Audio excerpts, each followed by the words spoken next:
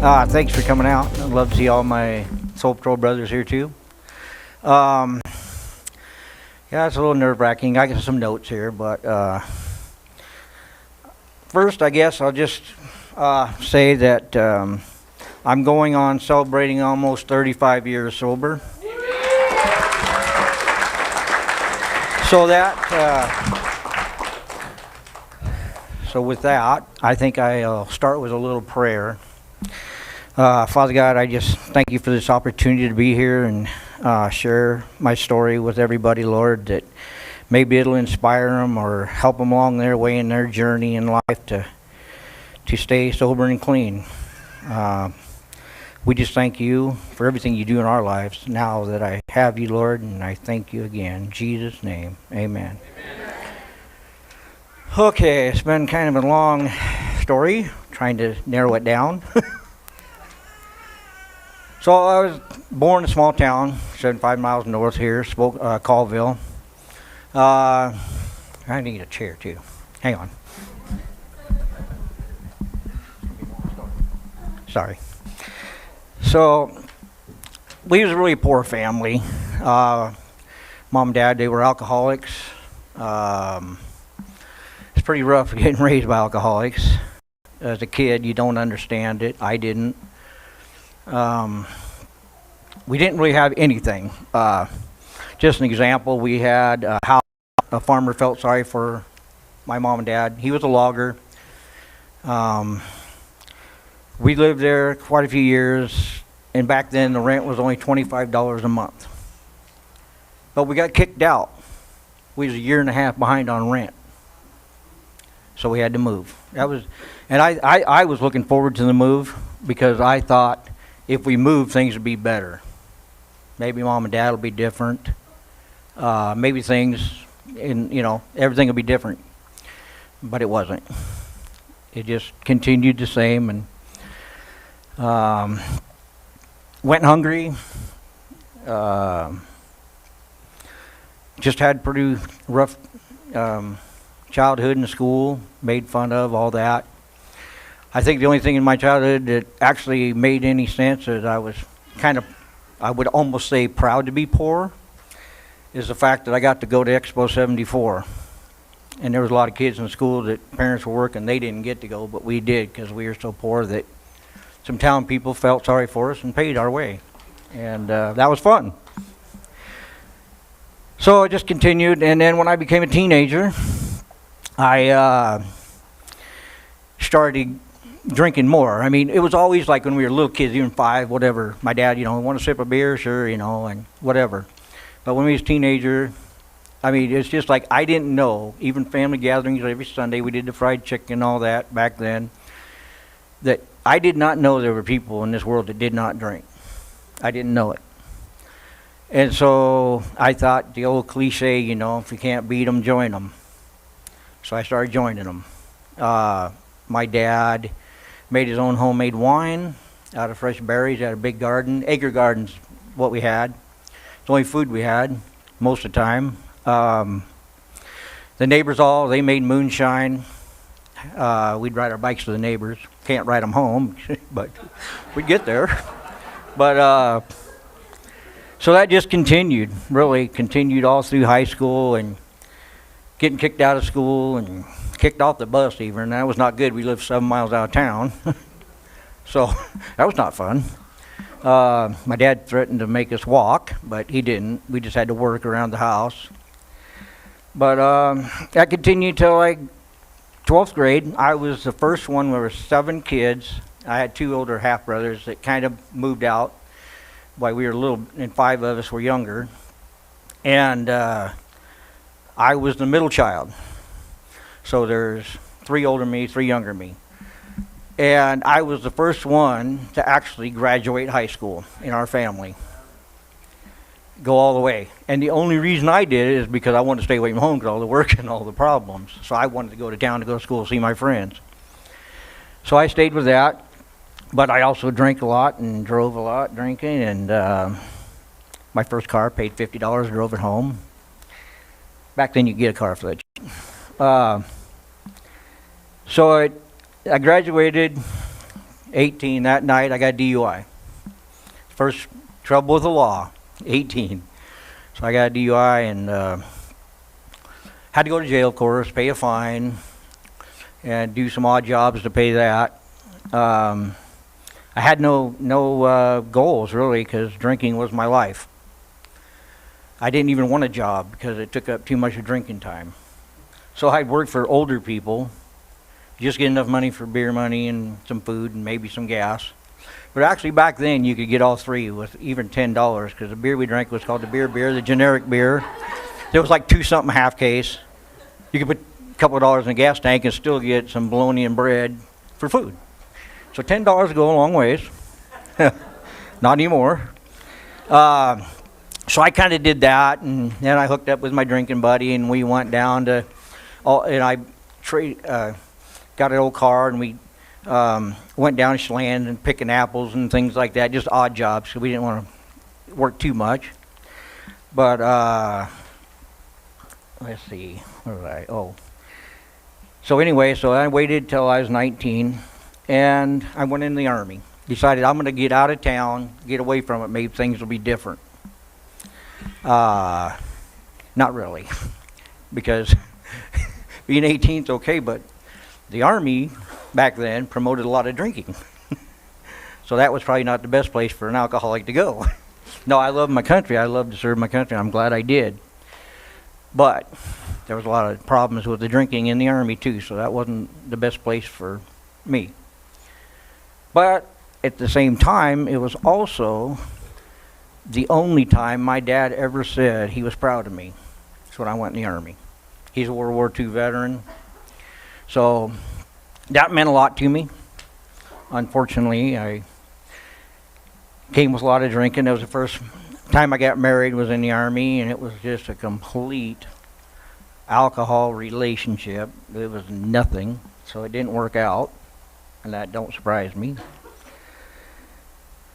And let's see.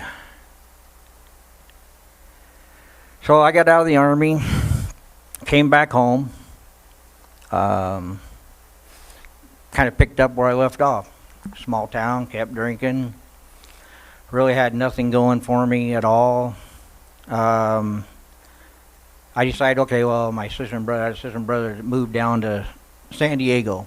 So I moved down there. I decided I'll go down there and see if there's something better than jobs and get away from that town, because that was my drinking problem, and I thought that'd be better. I went down to San Diego, and I made it a month. That's all I could take of that. I had to get back out of there. So that didn't go good. So I moved back home, continued to drink. And my next oldest brother, or not oldest, but the one right above me, he'd stopped drinking by then when I came back home. And I was like, wow, he didn't want to drink no more. That was kind of somebody I drank with. So then I had, me and my drink buddies on our own.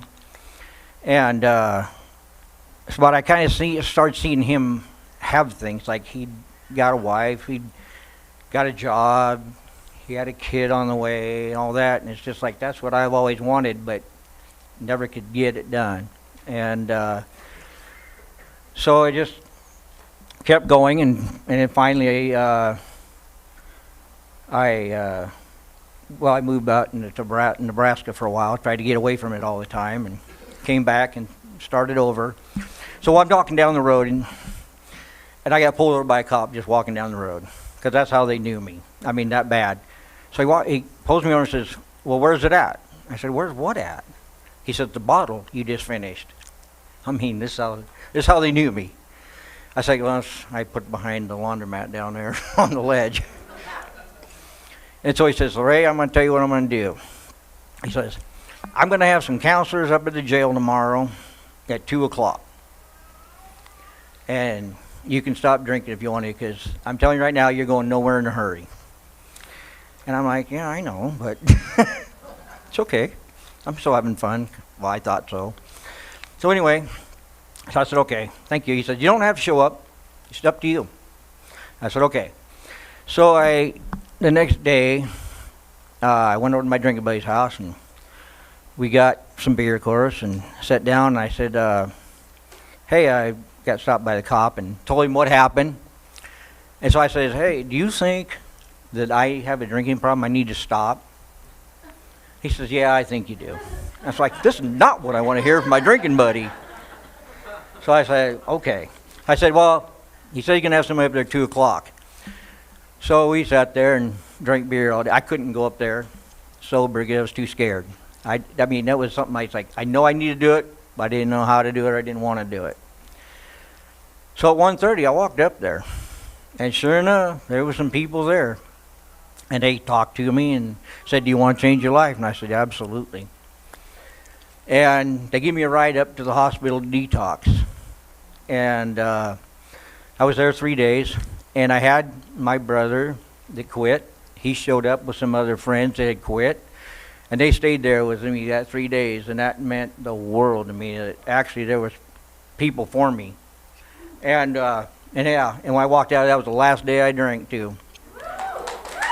And so I got out of detox.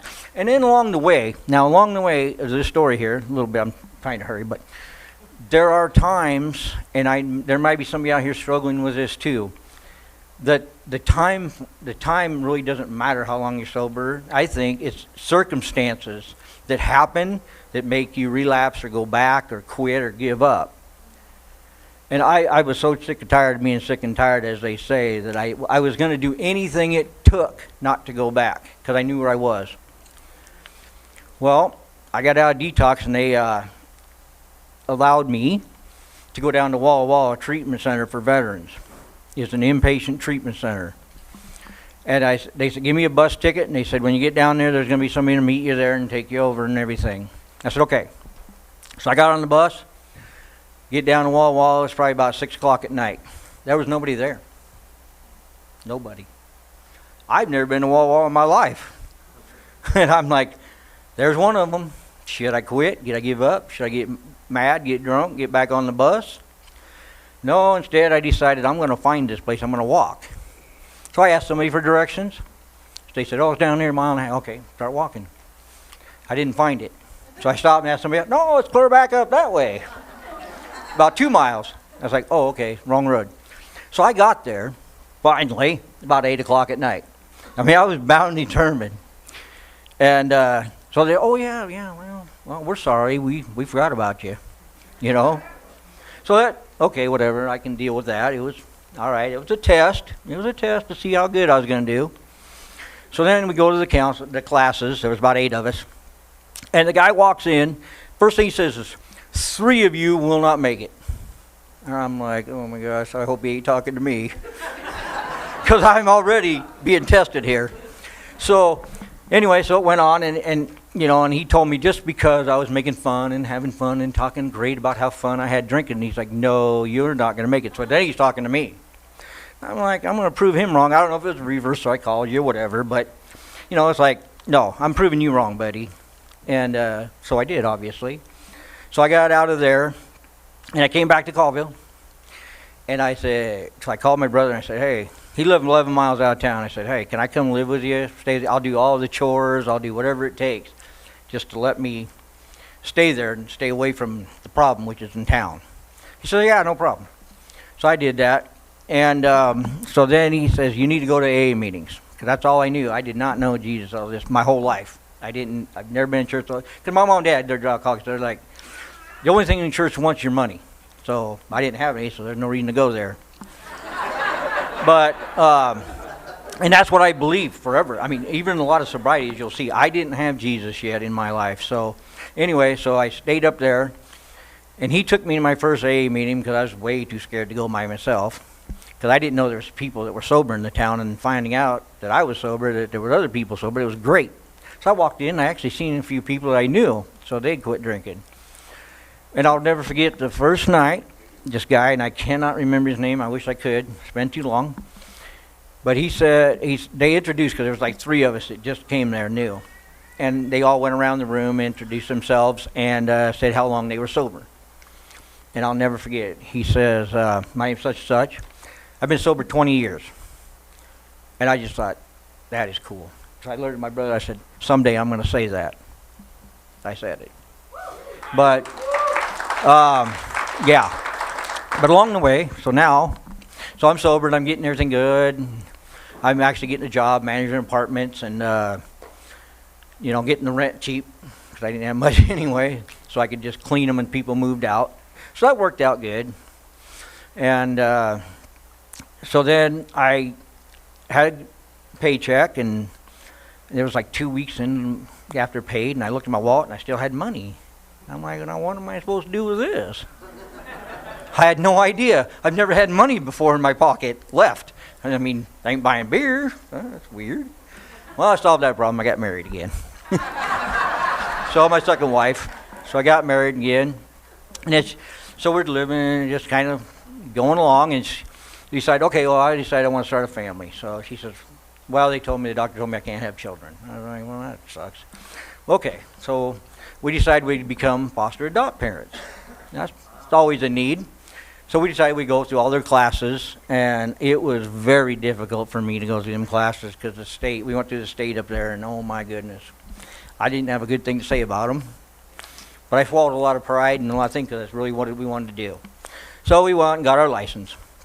And we wound up getting us a brother and sister, actually, young kids, and they were taken away because their mom and dad were druggies.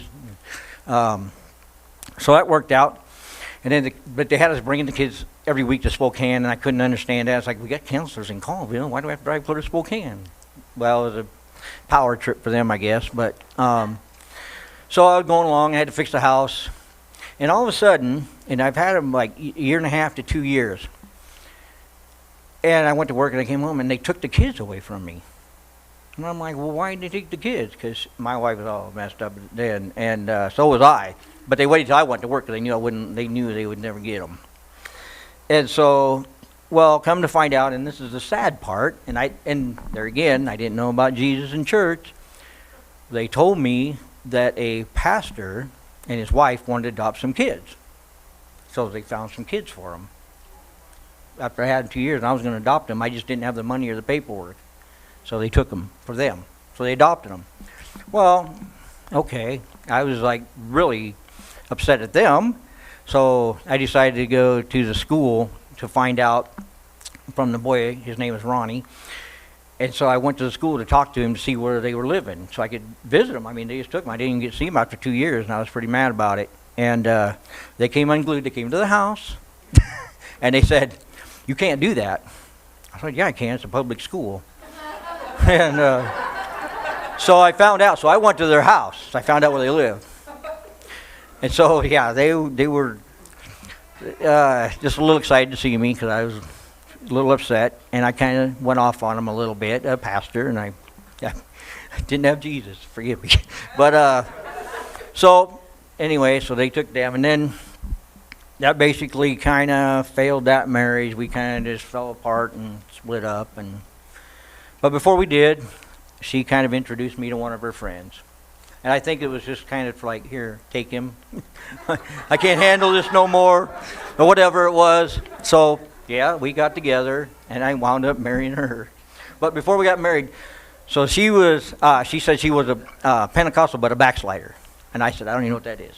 But she says, well, I was going to church, but now I can't go because I didn't do what I'm supposed to do. I said, well, I thought that was what church was all about, is for people that don't know what to do.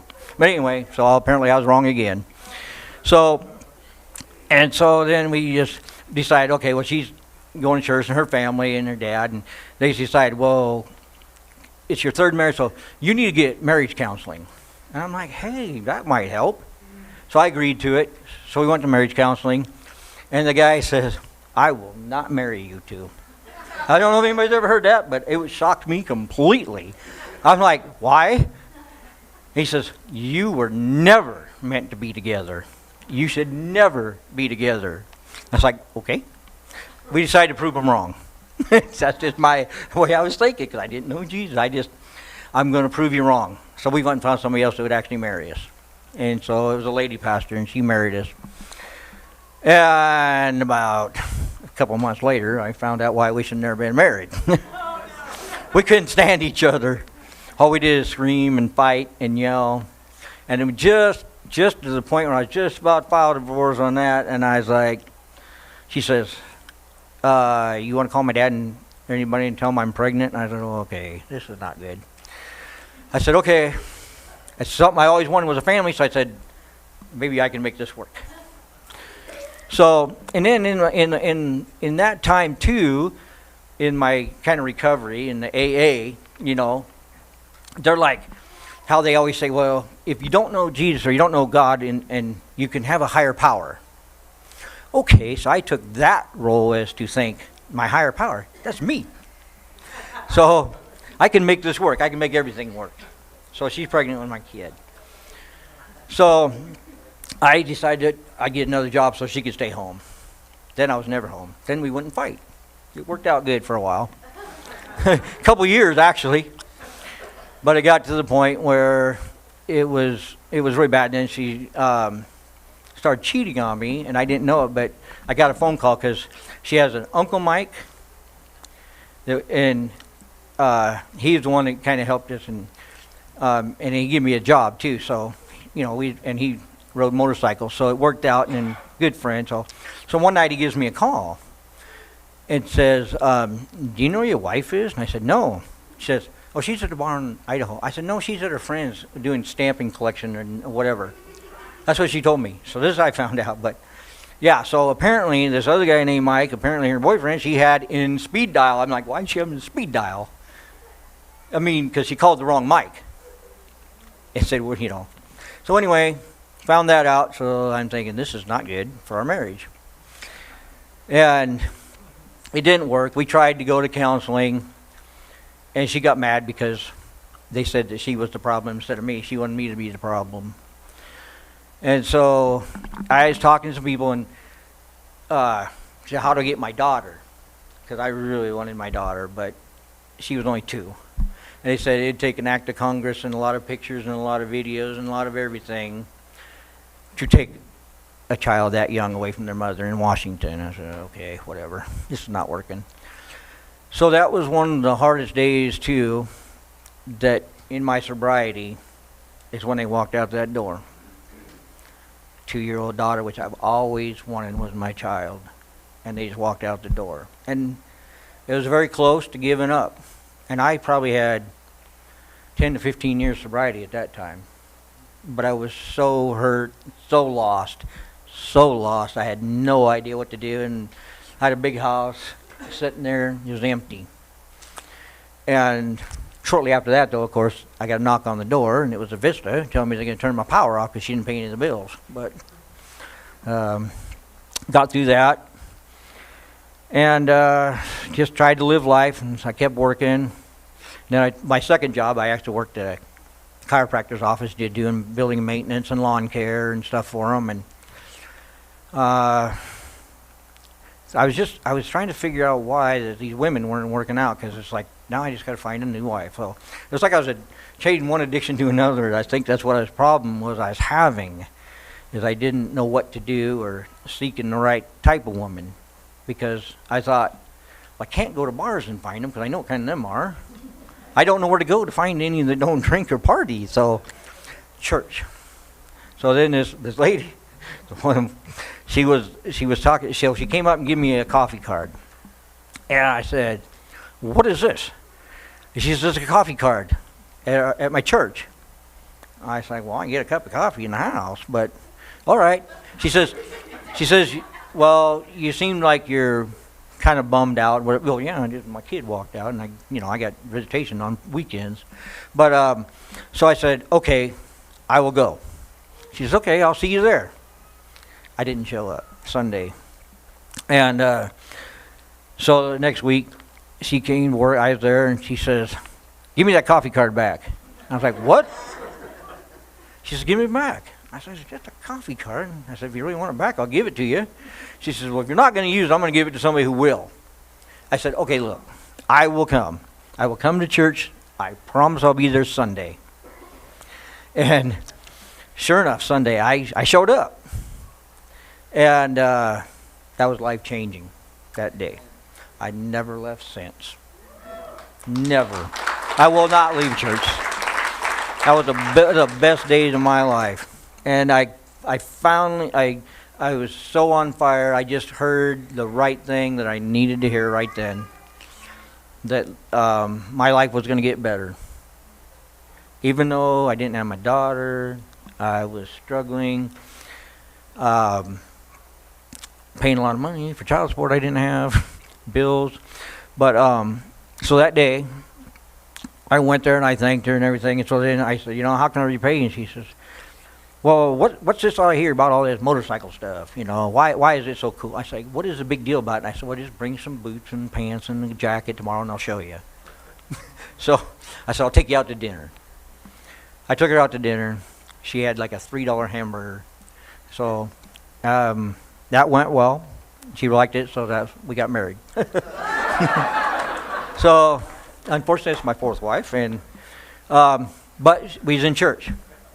And it really went well for the next, I don't even know how long.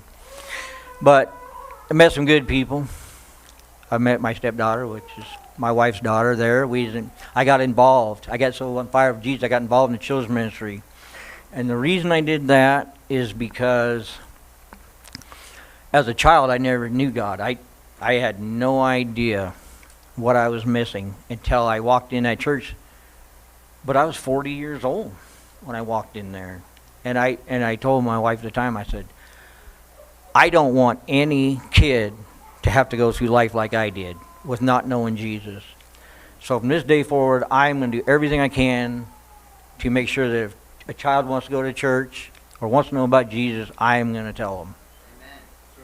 And so I got involved in the children's ministry there, and like I say, it was a lot of fun. We had a lot of fun, and so it just kind of went along, and then, of course, her daughter moved in with us, and she'd gotten pregnant, and I was in church, so I kind of had morals then. So I was like, well, we got to do something different. He can't live with her, and blah, blah, blah, and so that started a big fight. And then I yelled at him, and then her daughter got in my face, started yelling at me. I said, well, that's not going to happen in my house. You're not living here like that. And so then the wife got between me and her, and that created a lot of problems in our marriage. And so, and then she joined another motorcycle club, and it didn't go well with me because some of the stuff they were doing I was not believing in. And so we just kind of existed together for a while. And then we just fall apart. And then one day I walked in the house and said, we're roommates. We're not a married couple. So what can we do? We want counseling. What do we want to do? So she wanted to undo it. I said, okay. I was kind of used to divorces, unfortunately, but I said, now I got Jesus. We're not supposed to do this. And but it didn't work out. So we got a divorce. And then, of course, I kept going to the same church, and she left and went to another one. And so one day, our church was having a singles night. And, of course, I wanted to go, because that's where I could meet another woman. But then, like I say, wife's daughter, she was, and her husband here, Jason, they were kind of running it. And so I was complaining to her because apparently it went from 18 to 28 years old. And so, something like that. And I said, hey, us older people are single too. So I was complaining.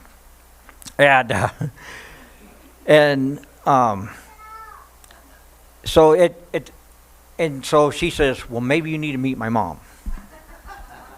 She's hot, and she likes motorcycles. I said, okay. She said, just give her a call. She wants to go on a date. Apparently, she had talked to my wife and kind of told her what I was going to do, and she wanted nothing to do with it. She said, nope, I ain't going no blind date or whatever it was. I ain't doing it. So I called her, and she agreed to go to dinner. So I picked her up on the motorcycle. And from that day, with God in my life, I knew that was the right one. And the other day, we just celebrated 8 years marriage.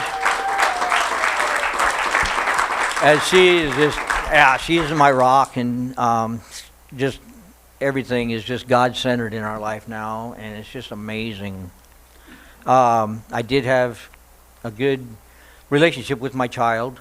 She's going to turn 21 this year, and she's married. So everything has really worked out. We have had so much blessing since I found Jesus. So my life was so lost without him. If there's anybody like wondering if you can make it, I like the old cliche too that AA has. There's a few of them, but it's one day at a time. Because even if you think, well, one day, it's only a week. Well, weeks turn into months, months turn into years. And then pretty soon you have 35 years at one day at a time. And, that's what I'm saying is like, no matter how hard it gets, the only thing I can say is just keep going or call somebody or something, just don't give up. And I've known people that went back, and like I said, there's times I could have very easily, and in my mind I'd have been justified by doing it. I'm glad I didn't, because I knew where I was. See, that's the only thing that kept me going. Part of it is I knew where I was, and I did not want to go back to that way. And there's people, oh, you could have a beer now, you're fine. I was like, yeah, for about the first week.